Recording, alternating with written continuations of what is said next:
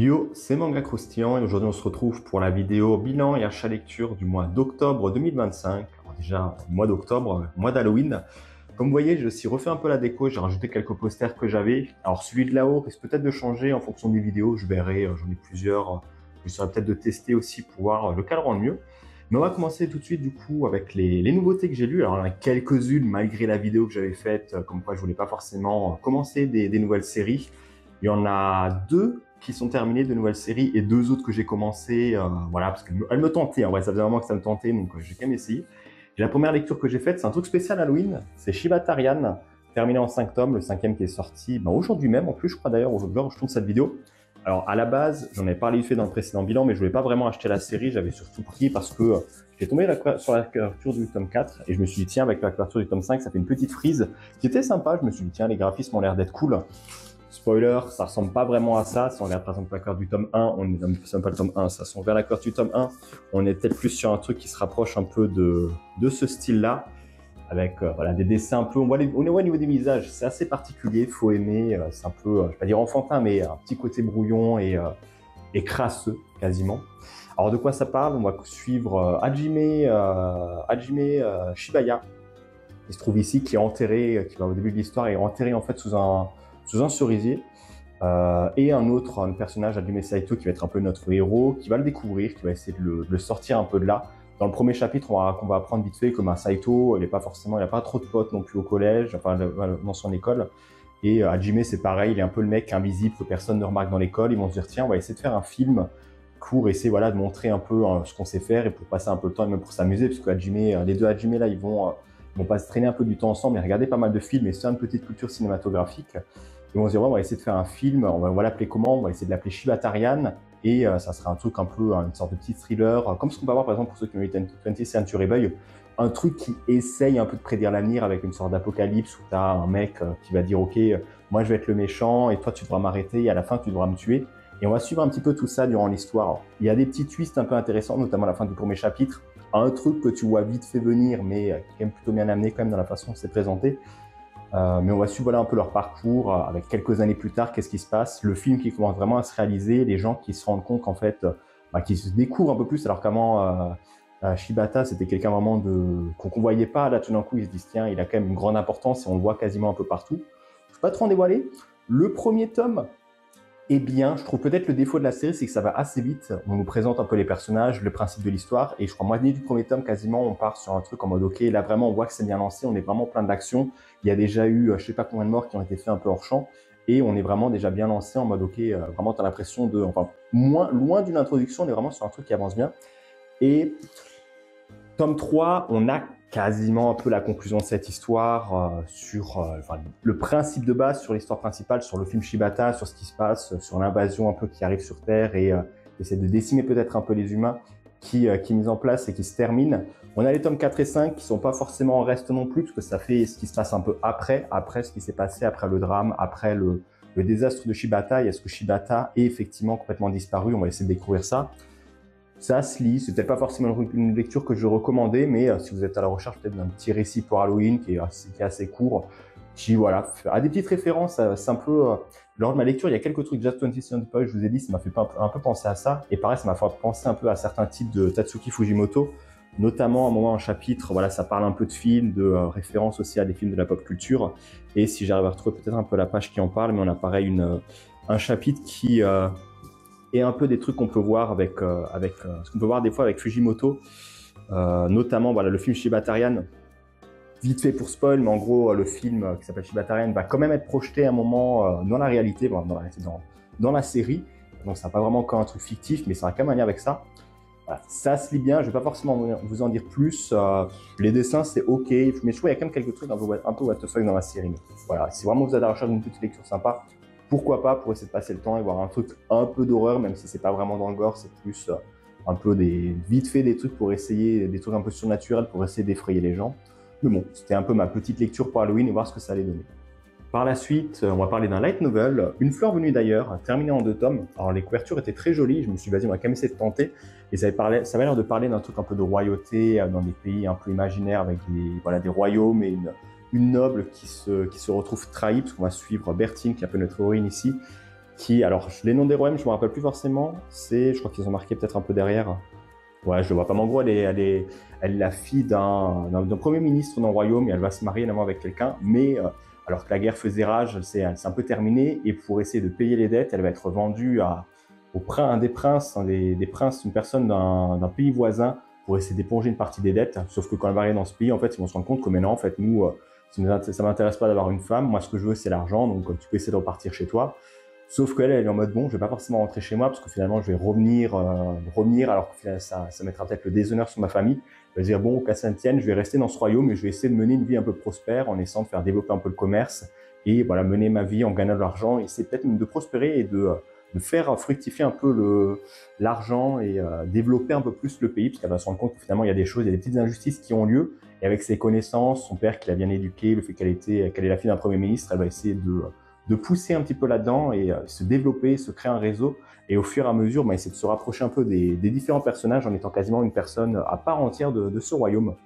En vrai, ça se lit bien. Peut-être, le petit défaut, je dirais, c'est le tome 2, qui rentre plus dans un truc un peu politique. On essaie vraiment de se dire, ok, en fait, il y a une place des femmes qui est assez importante, certaines qui manipulent un petit peu les hommes ou qui font un peu des choses dans l'ombre. Et dans le deuxième tome, on essaie de se dire, ok, on va essayer de préparer un plan pour comment je peux dire sans trop spoil, pour essayer en gros de faire en sorte que le royaume puisse vraiment bien prospérer et qu'il n'y ait plus trop de mauvaises graines, si on peut dire ça comme ça, qui vont engendrer de la négativité et tenir le royaume, faire mettre le royaume vers le bas.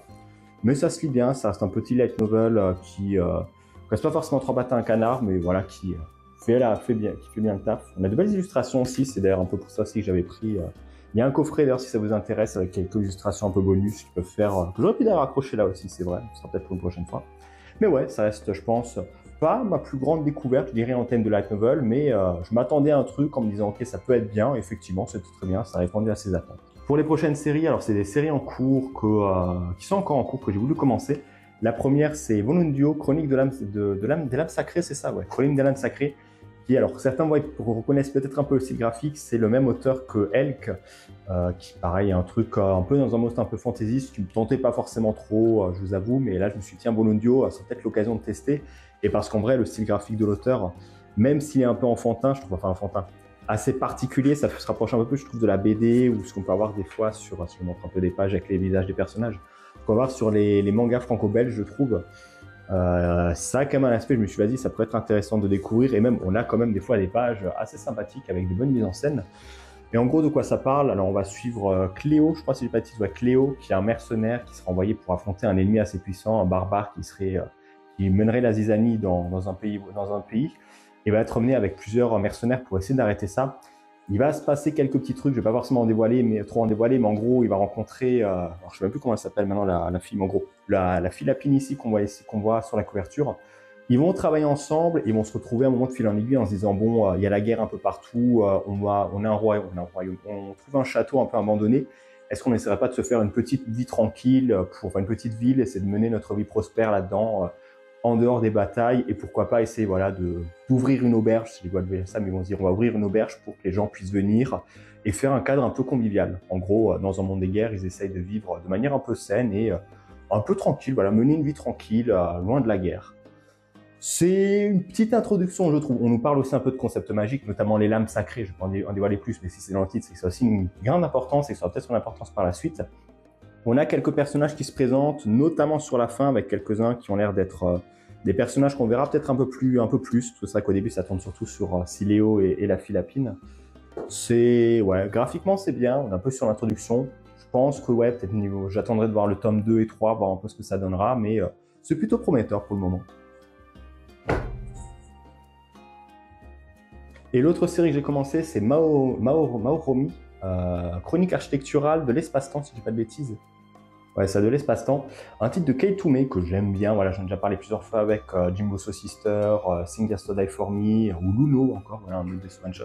Et là, on est sur une série sortie au Lézard Noir en 4 tomes, qui est en grand format, qui est plutôt agréable en vrai pour les dessins, je trouve, même si on a, ça reste du Kei Toomey, donc il faut aimer un peu le style, effectivement, avec ce dessin. Toujours les cheveux, un style crayon à papier, comme j'aime bien un peu présenter ça.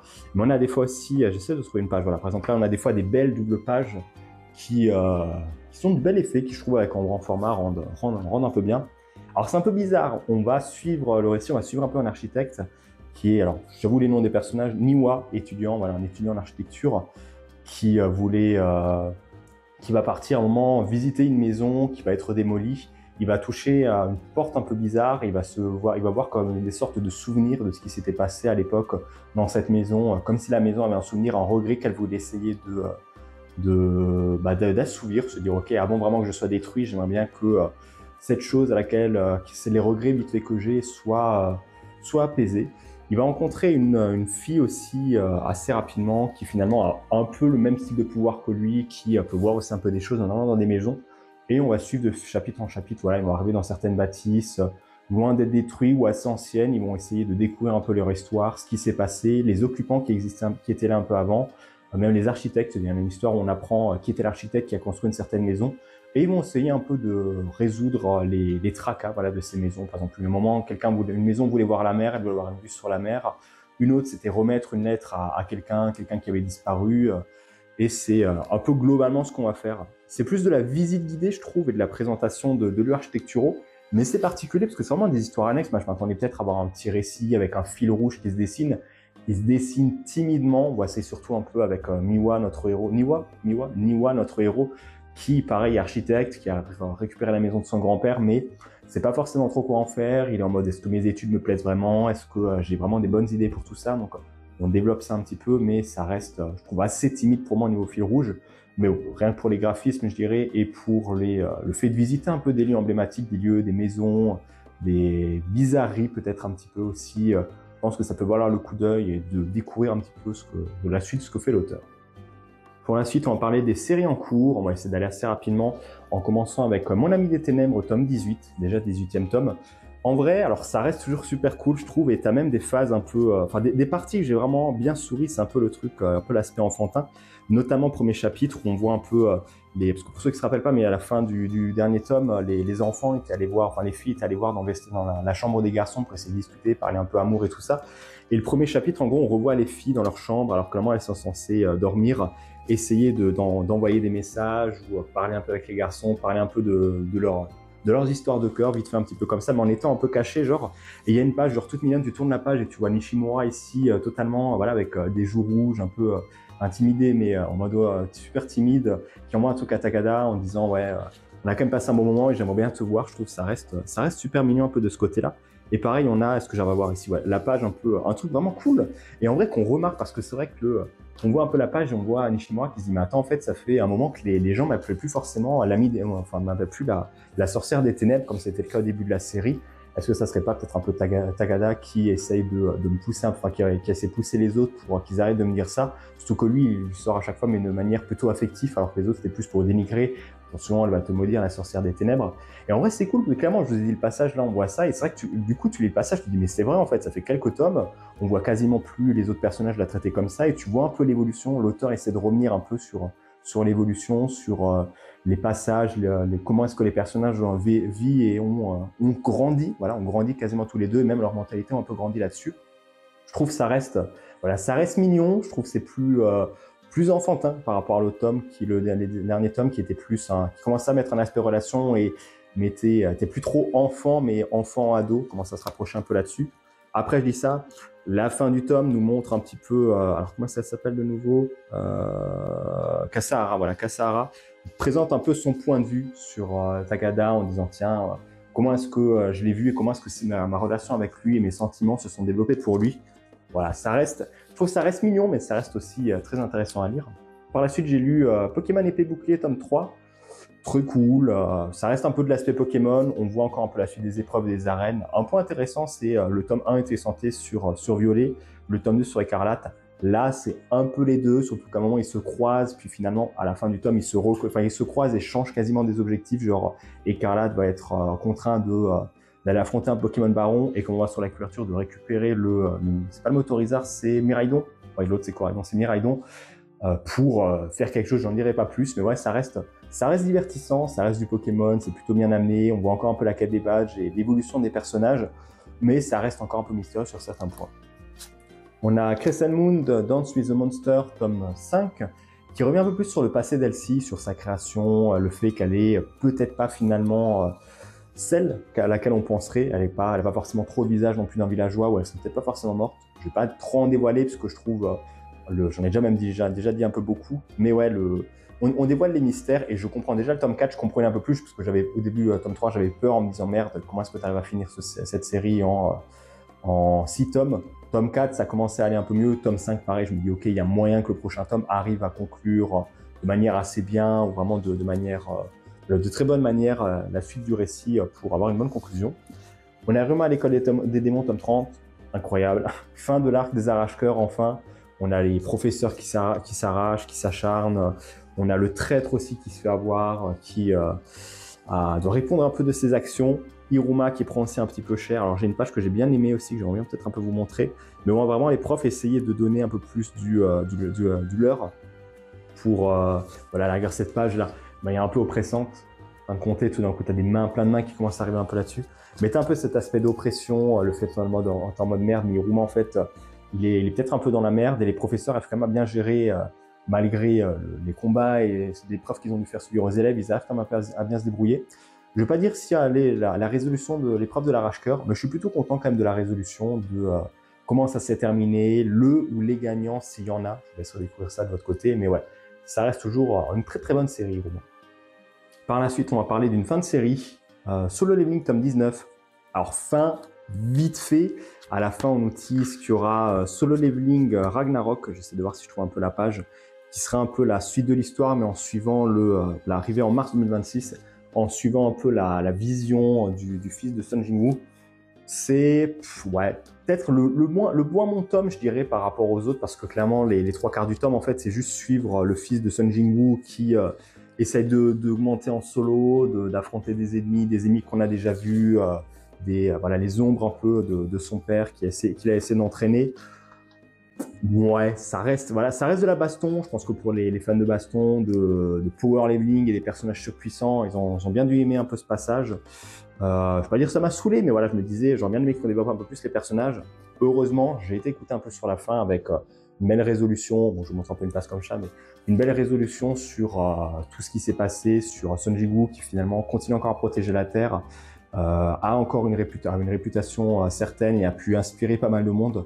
Je trouve que ça reste quand même une bonne série quand même, et je suis quand même content de l'avoir découvert. Alors, à savoir aussi, j'ai cru comprendre que la suite allait sortir peut-être dans un format un peu différent, et même que Solo Leveling allait revenir, là c'est déjà dans un format comme ça, assez cher je trouve, dans un format cartonné. Donc à voir ce que ça donnera, si jamais ça vous intéresse peut-être pour découvrir la série maintenant qu'elle est terminée, ou si vous avez découvert avec l'animé et que vous n'avez pas envie de vous lancer dans le webtoon ici avec 19 tomes, pourquoi pas essayer de tenter la prochaine édition. Après, à le prix, j'ai quand même un petit peu peur, je vous avoue, si déjà là on est quoi? On a 15 tomes, je crois, à 15 € quasiment le tome. J'ai un peu peur que si on a une édition cartonnée, elle tourne vers les 20-25 €, mais à voir. Prochaine série qui est aussi terminée, qui est Scum Wish chez Noévé Graphique, avec la sortie du tome 8 et 9. Alors c'est un peu particulier, parce qu'en vrai le tome 8, c'est déjà théoriquement la fin, et le tome 9 s'appelle Décor, et c'est une sorte d'épilogue de ce qui se passe un peu après, dans le futur, quelques années après, on retrouve un peu les personnages sur ce qu'ils sont devenus. Vite fait revenir un peu sur le tome 8, c'est bien. Il y a un personnage que j'aimais pas, qui était comment elle s'appelle de nouveau, Akane, je crois, si je dis pas de bêtises. Ouais, je crois que c'était Akane, en gros l'une des profs que j'aimais pas. Je trouve que c'était un peu un personnage abject, on va dire, avec un caractère assez conchon, qui redore son blason. Alors je sais pas si c'est parce que j'ai peut-être mûri entre temps, ça fait un moment que j'ai pas lu les autres tomes, mais elle arrive quand même à dissiper un peu les doutes. On comprend aussi pourquoi est-ce qu'elle était comme ça, pourquoi est-ce qu'elle draguait un petit peu tous les hommes et elle sortait avec d'autres hommes, avec plusieurs hommes en même temps. Ça excuse pas forcément non plus totalement son caractère, mais tu commences un peu mieux à la comprendre et sans forcément trop l'apprécier non plus, tu t'attaches un petit peu à son histoire et tu peux compatir avec ce qu'elle a vécu. Le tome 9, comme dit, ça revient un peu sur la suite des histoires des personnages, sur ce qu'ils deviennent un peu dans le futur. Ça va, ça reste une bonne série, je trouve. Je recommanderais quand même si jamais vous êtes intéressé, vous n'avez pas encore commencé. Alors je sais pas si les 7 premiers tomes sont bien dispo encore. Je pense que Noévé les réimprimera peut-être. Mais ouais, je trouve que ça reste une romance assez atypique qui parle vraiment de sujets un peu de société sur l'histoire des relations, les relations difficiles. Comment est-ce qu'on peut aborder les relations lorsqu'on a par exemple des amours impossibles ou même voilà qu'on a comment je peux dire sans trop spoiler certains passages, genre on a des amis, des connaissances, des personnes qu'on pensait amis qui finalement sont amoureux de nous, comment est-ce qu'on arrive à gérer ce genre de situations et même les situations au quotidien, les sentiments qu'on a grandissant pour quelqu'un ou même les relations qu'on a eu avec des personnes. Ça reste, je trouve, une bonne série dans ce sens-là, que je relirai en tout cas. Moi, c'est une série que je garderai, que je relirai, je pense, encore une prochaine fois. Bon, pour la suite, on va essayer d'aller un peu plus vite. Air tome 3, ça reste dans la même veine. On a l'arrivée d'un nouveau personnage et Ikki qui commence enfin à créer un petit peu son groupe. On a aussi un truc que j'ai bien aimé par contre, effectivement, je tombe sur une page qui présente un peu ça, avec l'une des sœurs de Ikki qui revient dans l'histoire qu'on a vu qu'au chapitre 1. J'avais totalement zappé, je vous avoue. Et qui explique à Riki en disant, c'est bien Riki le nom? Ikki, voilà, à Riki, en lui disant ouais, j'ai pas forcément trop envie que tu fasses de l'air parce que ça peut être dangereux pour toi. Elle raconte en plus l'histoire d'un pilote de voiture à qui il est arrivé une mésaventure un peu pareille, où on lui avait demandé, qui était super prometteur, qui avait réussi toutes ses courses, qui était très fort. On lui a demandé ouais, qui tu penses qui va gagner? Il était un peu trop confiant, on a dit la prochaine course ça sera moi, et qu'il y a un accident, qui de coup peut même plus faire de course de voiture. Ça reste, je trouve, assez bien. On est encore un peu dans l'introduction, mais on commence vraiment, je trouve, à rentrer maintenant dans le dur en disant ok, là on a les premiers adversaires qui commencent à venir. On a le club qui est officiellement créé avec les différents membres qui s'entraînent un petit peu, certains un peu plus que d'autres. Il y en a un qui me fait toujours un peu marrer, celui avec Onigiri, je crois, c'est celui qui a sa tête un peu ronde. On développe aussi un peu plus l'histoire des sœurs de Ikki et ce qu'il devra peut-être faire par la suite, si jamais il tombera dessus ou il tombera sur des adversaires peut-être un petit peu plus forts. Donc ouais, c'est prometteur, j'ai hâte de voir ce que dans la suite. Et pour le reste, après l'autre série, c'est Classroom of the Elite, les light novels, volume 4 et 4,5. Tome 4, alors c'est le début de la saison 2, pour ceux qui ont vu l'animé, on a une sorte de bateau, il y a une sorte d'enquête un peu où des élèves de plusieurs classes sont réunis dans quelques groupes et doivent essayer de découvrir qui est le VIP ou la personne un peu mystère dans leur groupe. S'ils le découvrent, ils gagnent des points pour leur classe, mais ils peuvent aussi tous attendre la fin de l'examen et donner la réponse pour que tout le monde gagne des points. Le but du jeu, c'est quand même, si jamais tu as envie de favoriser ta classe, c'est d'essayer de trouver avant, donner la bonne réponse pour rafler tous les points et que les autres ne gagnent pas de points. Je trouve que c'était un peu long. On développe un peu plus le personnage qui est là, mais c'était peut-être un peu trop long pour rien. On a des passages, j'en ai parlé dans le précédent bilan quand j'ai commencé à lire, mais vraiment, tu as un personnage, on t'explique l'épreuve et vraiment juste la page d'après, tu as un personnage, oh mais j'ai pas compris, ça veut dire on peut faire ça, alors que l'explication n'était même pas encore terminée, donc tu es obligé de réexpliquer. Et même une fois que tout a été expliqué, est-ce qu'on peut me réexpliquer encore une troisième fois? Ça essaie de broder, je trouve un petit peu, c'était pas terrible. Alors qu'au contraire, le tome 4-5, c'est des histoires annexes, genre on est de retour après l'épreuve du 4 et on voit un peu des personnages, est-ce que j'ai un peu le résumé là derrière?